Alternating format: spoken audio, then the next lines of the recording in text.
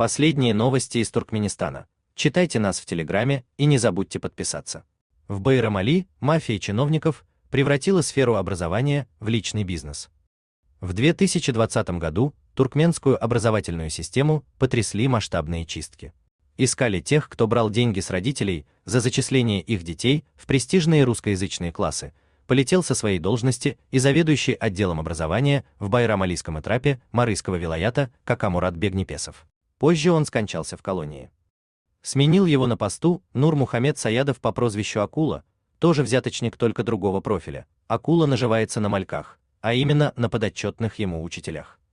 Куда катится туркменское образование, можно понять по тому, за что именно Саядов берет деньги с учителей, не за какие-то особые привилегии, а за саму возможность работать и получать зарплату. Так, доходы педагогов зависят от числа выделенных им часов. Со всех, кто уже набрал 24 часа в неделю, и за каждый последующий час Акула требует по 40 манатов. Всего в Байрам-Алийском этрапе 51 школа и сотни учителей, так что нетрудно подсчитать его доходы за лишние часы. Но налог на часы мелочь. Намного больше денег Саядов собирает в сезон найма. Выпускники зарубежных вузов, стремящиеся попасть на работу на его территории, должны сдать ему входную плату в размере $800, иначе чиновник заявляет: мест нет, приходите в следующем году. В Туркменистане работа по распределению в сельскую школу дает мужчинам отсрочку от армии, в которой из-за ее плачевного состояния служить почти никто не хочет. Саядову это обстоятельство дает дополнительный рычаг давления на кандидатов. А недавно вместе с приближенными он собрал сразу около $30 тысяч. Они наняли 100 учителей без педагогических дипломов. Работникам предложили контракт всего лишь на 1 учебный год, но даже такое предложение было нарасхват. Каждый нанятый заплатил чиновникам $300, да вот только министр образования Джумамурат Гурбангельдыев еще не совсем потерял представление о стандартах профессии и приказы на зачисление всей этой сотни контрактников не подписывает. Байрам-Алийский отдел образования в панике, деньги-то уже потрачены. В одиночку обрабатывать такое число организаций и по стольким фронтам никто не смог бы, и Саядову помогают его ближайшие приближенные. Ключевые его подельники – заместитель Арслан Батыров и начальник отдела кадров Мактым Гулы-Бакшиев. К последнему глава отдела относится как к родному сыну. У Батырова есть своя специализация. Он ходит по школам в поисках нарушений, за каждое берет взятки с директоров, а те собирают по 40 манатов с учителей. Деньги на откуп от Батырова откладывают прямо в день зарплаты, ведь проверка и придирки будут обязательно. Инспектирует заместитель заведующего все, что Министерство образования считает сферой своей ответственности, и форму детей, и маникюр учителей, и то, как уложены их волосы. И даже больше. Например, Минобразование пытается внедрить цифровизацию и издало приказ о ведении учебных конспектов в электронном виде, но Батыров, застав учителей за работой на цифровых устройствах, кричит: «А я вам это разрешал». Откупаться за нарушение реальных и выдуманных правил нужно за 100 манатов. Начальник отдела кадров Бакшиев устроил учителем истории в школу номер 18 свою жену Езгуль Бакшиеву, своего двоюродного брата Батыра учителем туркменского языка и литературы, а его жену Чемен учителем русского и английского языков. Над расписанием всех троих никто не властен. Часов они себе нахватали вдоволь, и деньги за них получают в полном объеме, но на уроках почти не появляются, учителей на замену тоже не хватает. Поэтому учащиеся просто идут домой раньше времени и не добирают нужных знаний. В октябре Езгуль Бакшиева не появлялась на работе ровно 10 дней. Директор школы сам ее боится. Остальным педагогам говорит, что она якобы на больничном. Но Езгуль справку не принесла, зарплату при этом ей начислили полностью.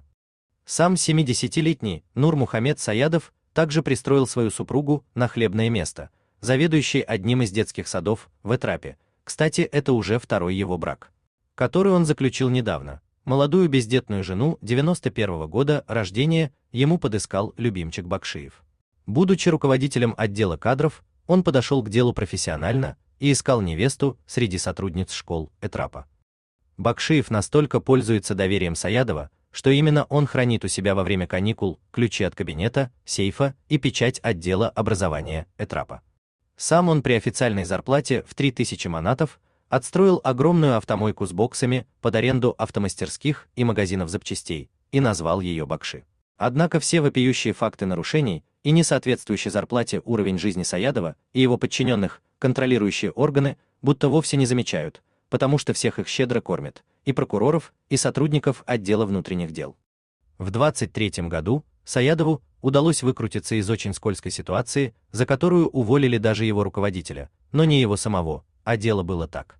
В Байрам-Алийский этрап поступили свежие портреты президента, которые обновляют в госучреждениях каждые полгода. Саядов решил не просто распределить их по школам, а продать и выручить за это деньги, по 40 манатов за каждый. Портреты нужны во всех кабинетах и фойе, так что наторговал он на десятки тысяч манатов. Когда схема вскрылась, то немедленно уволили главу управления образования Марийского вилаята. Саядов же избежал наказания. Почуяв угрозу, он заставил учителей всех школ написать расписки о том, что деньги за портреты им вернули. Разумеется, то была ложь, ни одного маната не было возвращено. Под началом Саядова также не обошлось и без сбора денег на хлопок. Бюджетников отправляют на поля или принуждают сдавать деньги на наемников. В Байрам-Алийском этрапе, начиная с августа, по воскресеньям выезжают по 7 учителей от каждой школы. Возраст или состояние здоровья в качестве отговорки не принимаются. Не хочешь или не можешь ехать сам, сдавай 20 манатов на наемных сборщиков. Если перемножить эту сумму на число учителей и школ, то каждое воскресенье приносит чиновникам до 7140 манатов. Как они тратят эти деньги, доходит ли хотя бы половина до наемников, никто не отчитывается. Но Саядов пошел дальше этой стандартной практики. В минувшем году деньги по его приказу собирали до 31 декабря, хотя хлопка не было на полях, начиная с ноября. Впрочем, это была не только его инициатива. С ним в сговоре оказались оба хакима этрапа, сначала Атамурат Егмуров, а потом сменивший его Байрам Чунгаев. Отправляют на хлопок и в текущем сезоне, а до этого школьных учителей и слушателей профессиональных школ гоняли еще и на сев пшеницы, но и этого всего как будто мало. После выполнения принудительной физической повинности педагоги все еще остаются должны. За что? За транспорт, который доставлял их в поля. Например, недавно в 30 с лишним автобусов напихали по 45 человек в каждый, причем часть людей ехала стоя, и развезли в поля Сакар-Чигинского этрапа. На следующий день с каждого пассажира взяли по 30 манатов за аренду транспорта, что ни много, ни мало, а больше 40 тысяч манатов. И то, как их потратили, и вообще нужно ли было платить за автобусы, или может из них уже вычли деньги у арендаторов полей, опять-таки неизвестно. Не выдерживая бесконечных поборов учителя и даже директора школ под началом Саядова увольняются. Из 51 школы этрапа сейчас около десятка без руководителя. Педагог в современном Туркменистане профессия престижная, но совсем не потому, что ее обладатели сеют разумное, доброе, вечное. Скорее дело в возможности стать частью коррупционной системы, вымогать деньги и подарки у родителей. Третировать младших коллег, подниматься по карьерной лестнице до должности чиновников, таких как Батыров и Саядов. Отсюда и готовность людей платить взятки и за зачисление в педвуз, и за прием на работу. Однако в любой системе остаются люди, которые с искренним стремлением идут в ней работать, но коррумпированные начальники с порога сбивают их с этого пути и превращают в свои копии.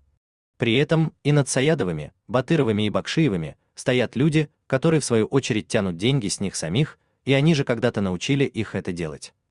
Источники Туркмен Ньюс просят руководство страны послать в отдел образования Байрам-Алийского этрапа проверку.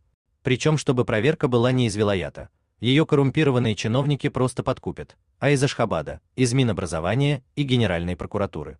У вас есть что рассказать? Пишите нам в секретном чате Телеграма. Мы никогда не раскрываем свои источники и гарантируем полную анонимность. А если вам нравится наша работа, поддержите нас, становитесь нашим спонсором.